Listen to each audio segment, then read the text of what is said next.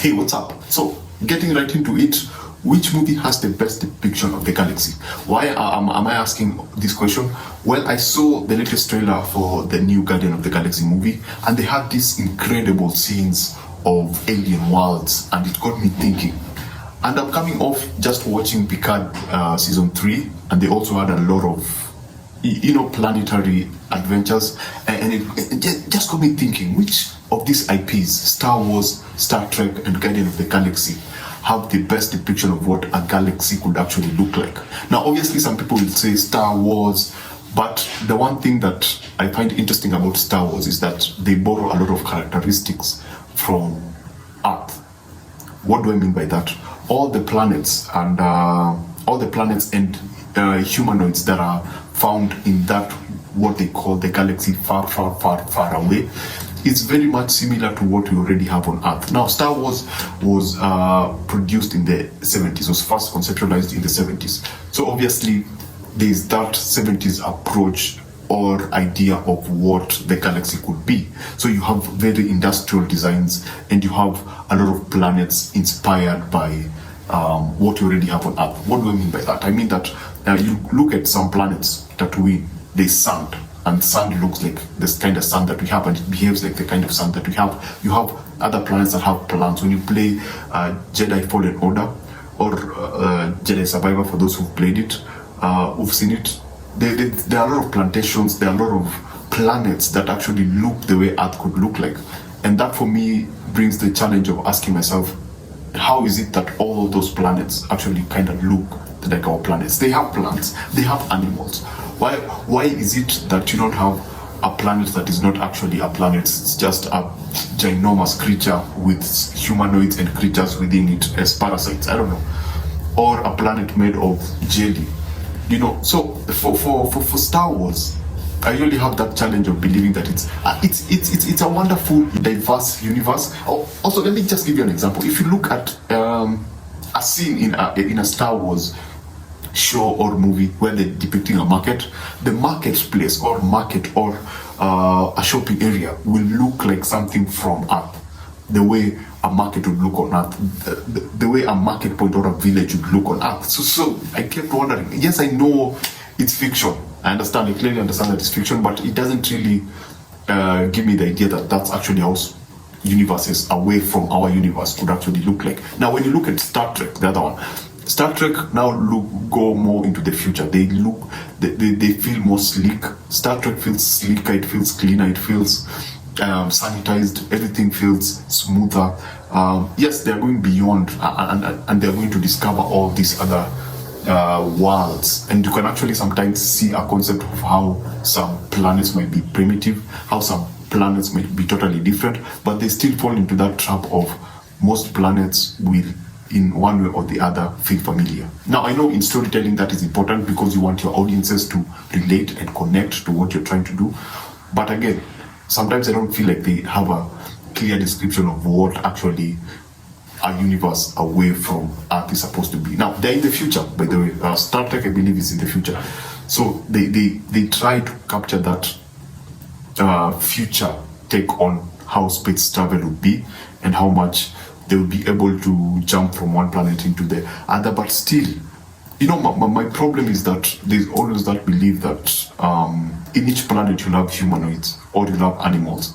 I mean, they do try to be creative in one way or the other, but sometimes I would argue that planets out there, if there are planets out there, you find a planet made of rocks only, a planet made of not necessarily human beings maybe, or smaller organisms, or just different organisms. I mean, there has to be planets where there are no lights, that they've never seen light, or they've never interacted with water, or something unique. Yes, Star Trek tries to do it, but they're still confined with it, that need to be relatable, to be familiar, to be what you and I are used to.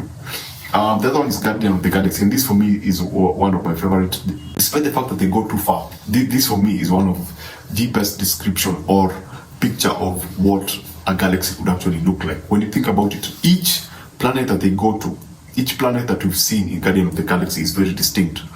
it's distinct in terms of character, it's distinct in terms of the creatures that live within there. Now, giving you an example of Ego, the living planet. You have plants. It borrows a lot from what we already have on Earth, the systems, but there's a wackiness about it. There's this smaller concept, like how the plants behave and how the suns behave and how the planets within Ego, the living planet, actually behave. And then there's the core. You can actually go within the planet and find that it's actually a being, it's actually a brain. There's something within the planet that's alive. That's an interesting planet. There's I can't remember the name, but the floating skull, which people have now decided to actually mine stuff from it, which is also an interesting take on what a planet is supposed to be outside what we're used to. You see, there are these other planets like this one, which is far more advanced, and you can actually see, yes, they do that mistake of that planet has human beings who speak English, but then there's planets themselves.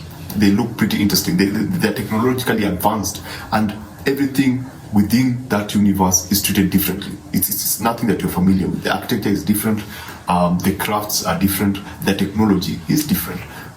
So it falls almost close to what Star Trek and Star Wars is doing, but I love the fact that they embrace the absurdity that would come with going outside what you're familiar with. Now, when you look at now the means of transport, if you look at Star Wars and Star Trek, they have the hyperdrive system, warp drive, whereby you can jump from one point to another jump point within that using hyperdrive, and that's cool.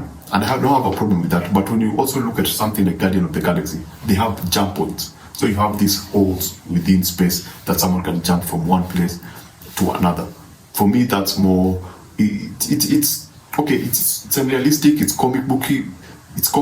But it's also, it also kind of makes sense. Let me just put it that way, because if you think about it, when you hyperdrive or warp drive, there are no consequences. You can go as far as you want and you do not have any problems. But with these jump points for Guardian of the Galaxy, there are issues that come up with jumping a lot of times, because you'll have they'll do something, and you saw that in Guardian of the Galaxy too, whereby it distorts you and it messes up your brain, and it totally messes you up if you jump too many points. So that for me was kind of interesting, the fact that they actually took the time to explore what the effect of jumping would be.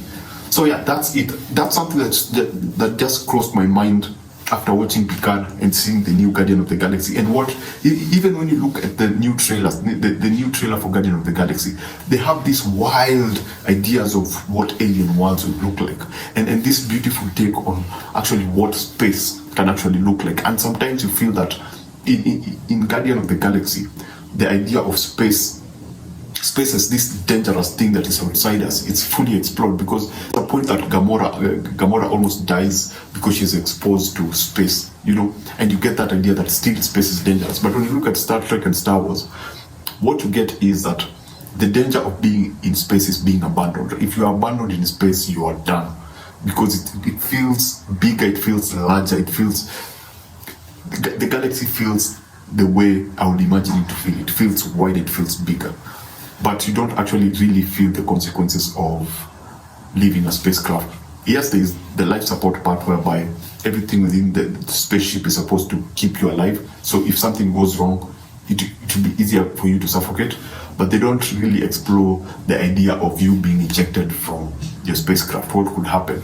I mean, what are the dangers of not wearing a protective whatever when you go outside into space? Yes, they do that with Star Trek, but the one IP that has been able to fully explore the idea of just space in a believable way, despite the fact that it's a comic book IP, for me it has always been Guardian of the Galaxy and Star Wars. Now, I'm not saying that one is greater than the other. I love the three of them, as long as they're done well. The Mandalorian is a very good depiction of what the space could be and how enormous and diverse it can be.